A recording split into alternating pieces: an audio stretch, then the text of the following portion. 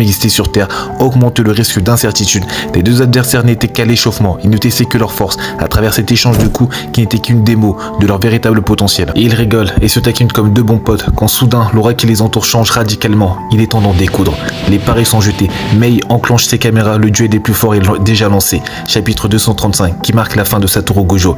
Il meurt découpé en deux par le sort inné de Ryomen Sukuna. Pour comprendre comment il meurt, tout est expliqué dans le manga. Durant cet échange, Gojo devient de plus en plus fort, prenant littéralement le dessus sur Sukuna. C'est sans aucun doute pour nous faire comprendre que durant ce laps de temps, Sukuna cherchait à se débarrasser de l'infini de Gojo, car il comprit assez tôt que sans baisser cette barrière, il sera difficile de battre son adversaire. Chapitre 223, Sukuna comprend qu'il ne peut pas toucher Gojo, décide d'user du prolongement du territoire, on le comprend grâce aux informations des élèves qui regardent le combat se dérouler devant eux. De plus, pour tromper la vigilance de Gojo, il va utiliser son extension du territoire, l'équivalent de 5 fois afin d'user de son sort et celui de Gojo. Une première fois pour essayer d'attaquer Gojo de manière continue tout en l'emprisonnant dans son territoire afin d'en finir le plus rapidement possible.